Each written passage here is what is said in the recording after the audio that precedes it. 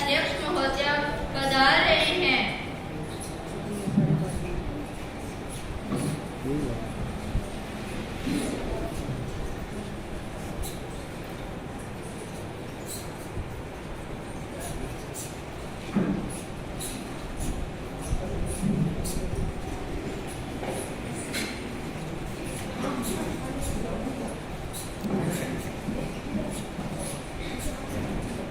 नवनिर्वाचित सदस्य को शपथ दिलाई जाए। नवनिर्वाचित सदस्य का परिचय करवाया जाए। अध्यक्ष महोदय, मैं आपसे और आपके माध्यम से सदन में उपस्थित नए सदस्य का परिचय करवाता हूँ। कुमारी सलोनी, कृषि मंत्री। कुमार अमन, शिक्षा मंत्री। अब प्रश्नकाल आरंभ होता है। महासचिव जी, आज का एजेंडा और प्रश्नों की सूची सभी सदस्यों में बांट दी जाए।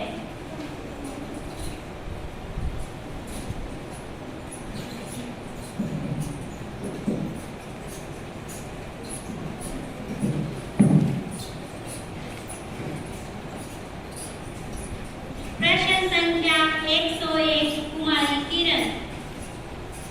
माननीय अध्यक्ष महोदय, मैं आपके माध्यम से शिक्षा मंत्री से यह प्रश्न पूछना चाहती हूँ कि सरकार द्वारा चलाए गए खास कार्यक्रम मिड डे मील है, जो सही ढंग से नहीं चलाया जा रहा है।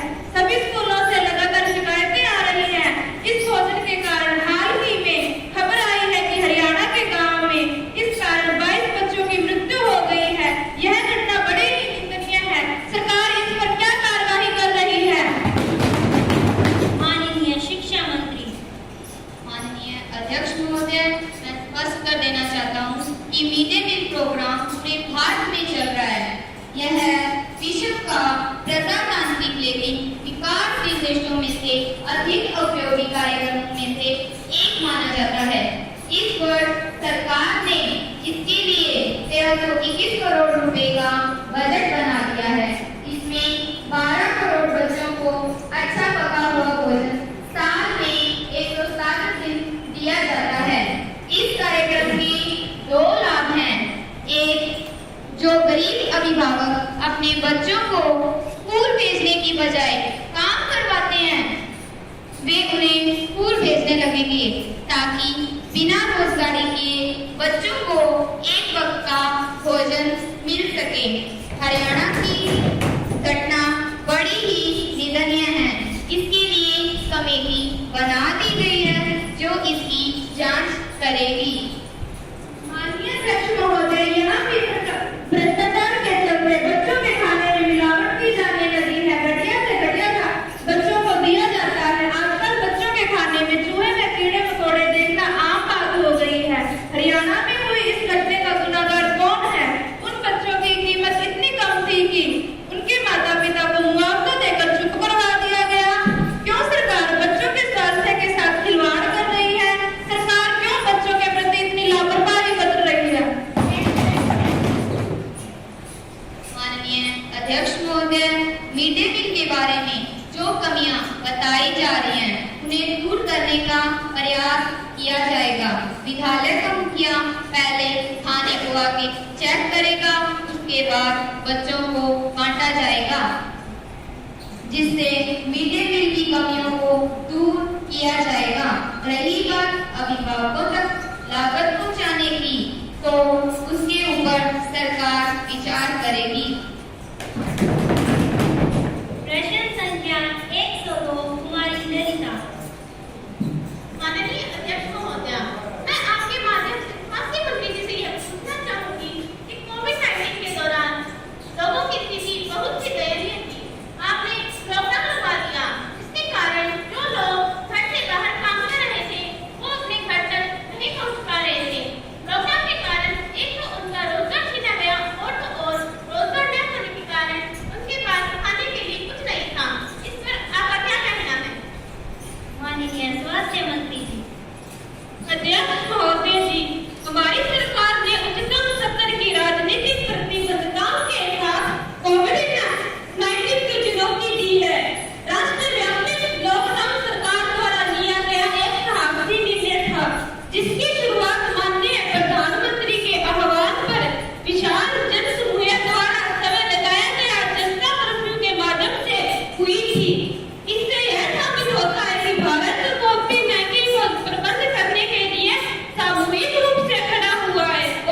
देश ने कोविड की तीव्रता को सफलतापूर्वक नियंत्रित किया है। यह अनुमान लगाया गया है कि इस फैसले में लगभग 14-29 लाख संक्रमण के मामले और 37 से 78 मौत कम करने में सफलता मिली है।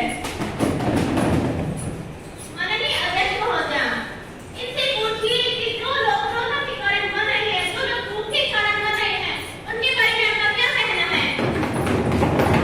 महोदय जी, उस समय अपेक्षित मानकों की PPE का कोई संवेदनशील प्रपता नहीं था।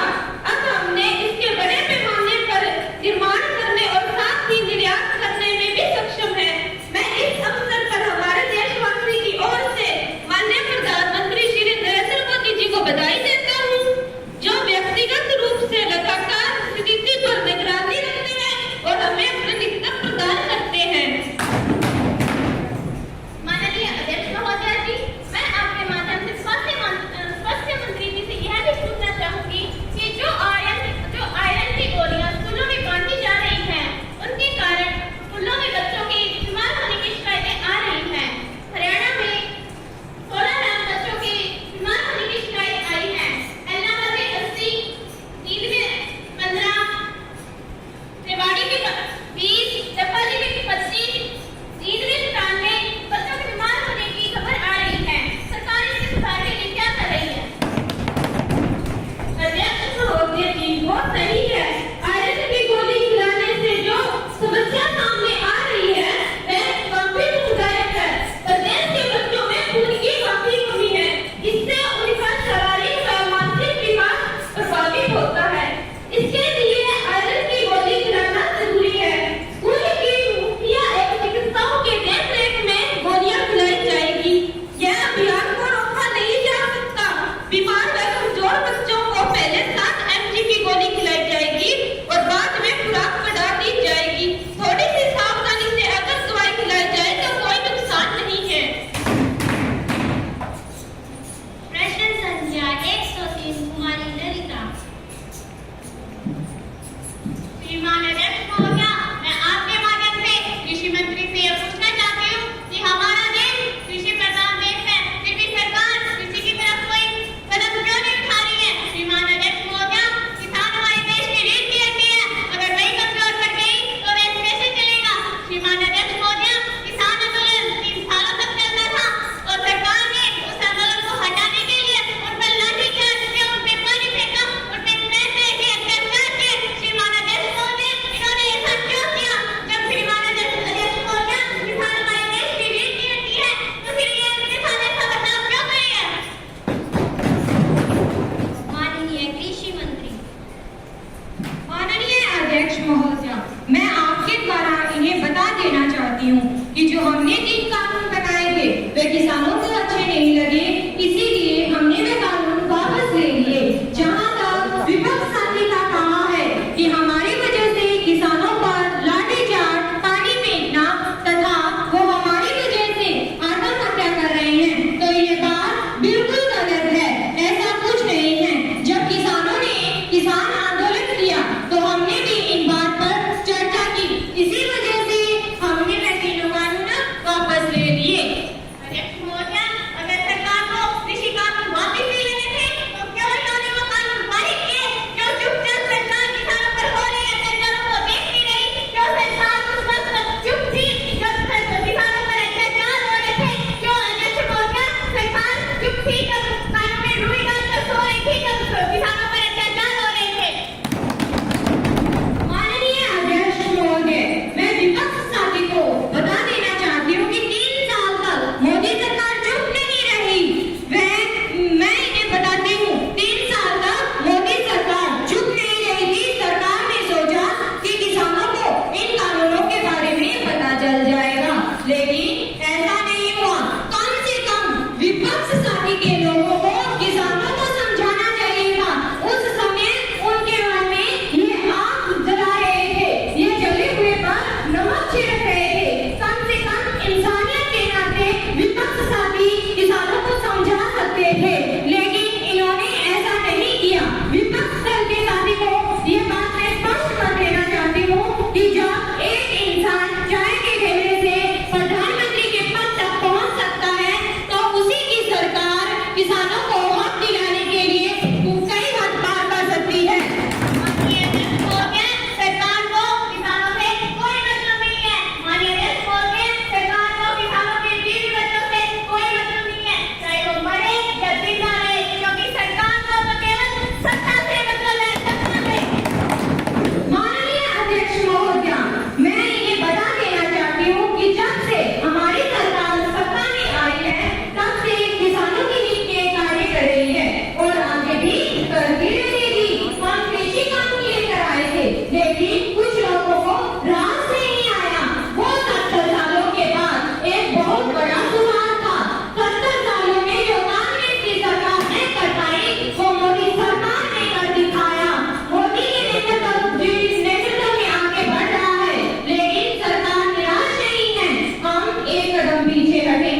और आगे भी बढ़ेंगे, क्योंकि हिंदुस्तान इस मुल्क की रीढ़ की हड्डी है। जब रीढ़ की हड्डी मजबूत होगी तो हिंदुस्तान अपने आप मजबूत होगा। प्रश्न संख्या 104 श्रीमान संजय सिंह।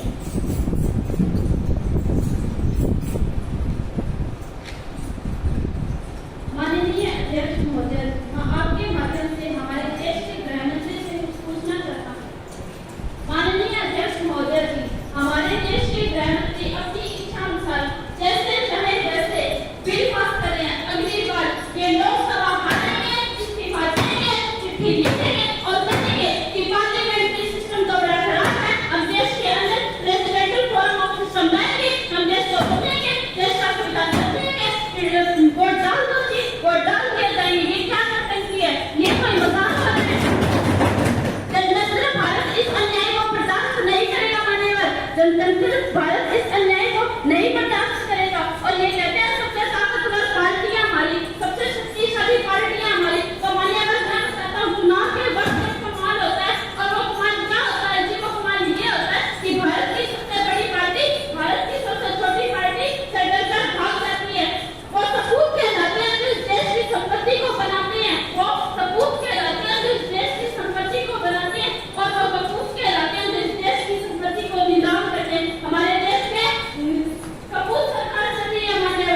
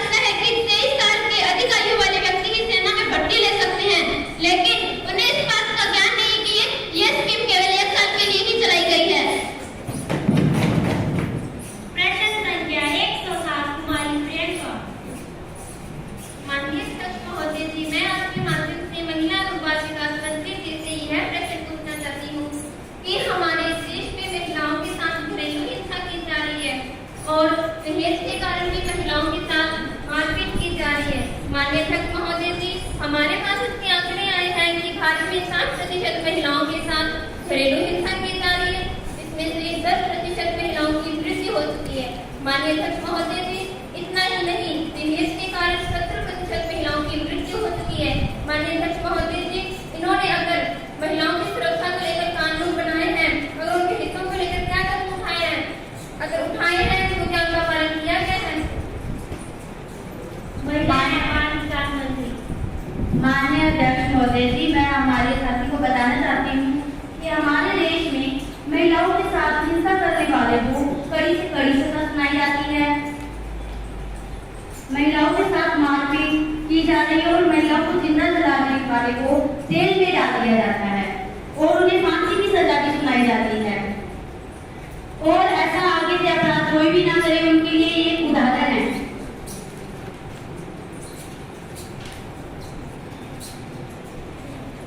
और वो अपराध को रोक दे, नहीं तो उनका यही हाल होगा। और रही बात महिलाओं की सुरक्षा की, तो हमने महिलाओं के लिए हर सड़कों पर CCTV कैमरे की व्यवस्था की है और हर एक स्थान पर महिला पुलिस कर्मचारी की व्यवस्था की है। महिलाएं एवं बच्चियां बिना हिचकिचाहट कर अपनी सारी बातें बता सकती हैं और अपराध करने वाले को सख्त कार्रवाई की जाएगी और वो अपराध को रोक दे। और रही बात इनके आंकड़े की, तो इनके आंकड़े गलत है। जब इनकी सरकार सत्ता में थी तो महिलाओं पर 80 से 90% महिलाओं का शोषण हो रहा था और 40 से 50% महिलाओं की मृत्यु हो रही थी। जब हमारी सरकार सत्ता में आई तो 10 से 20% महिलाओं का शोषण कम हुआ और महिलाओं के लिए और भी कानून बनाए जा रहे हैं। कोई भी महिला के साथ शोषण करता पाया जाता है तो उसके लिए सख्त कार्रवाई की जाएगी और अगर किसी के खिलाफ FIR दर्ज लिखवाई जाती है तो। और हमारी सरकार जनता तक आवाज पहुंचा रही है, ना शोषण करना है और ना शोषण सहना है।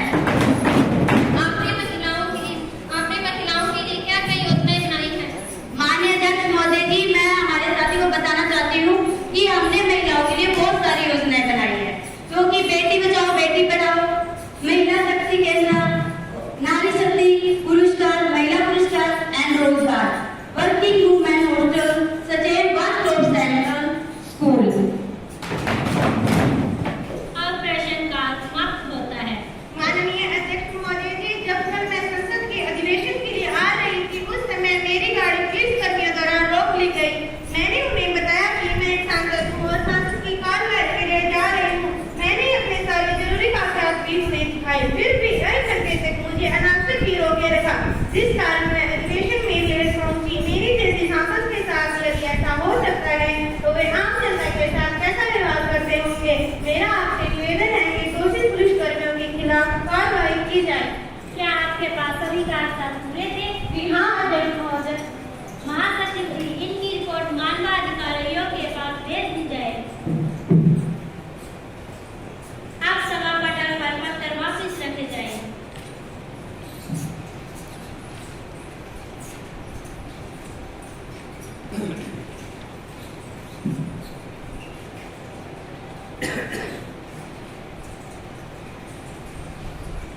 अब हम ध्यानाकर्षण प्रस्ताव पर चर्चा करेंगे। श्रीमान संजय सिंह जी प्रधानमंत्री जी का ध्यानाकर्षण करेंगे।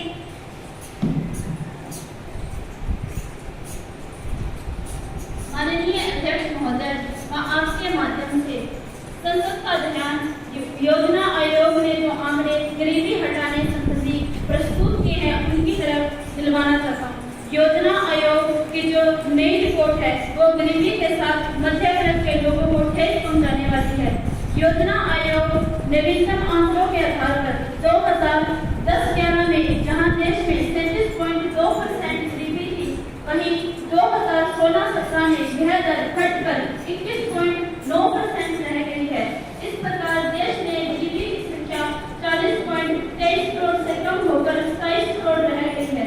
सितंबर 2016 में योजना आयोग ने गांव से शहर के लिए 26 रुपए या 32 रुपए की गरीबी रेखा निर्धारित की थी।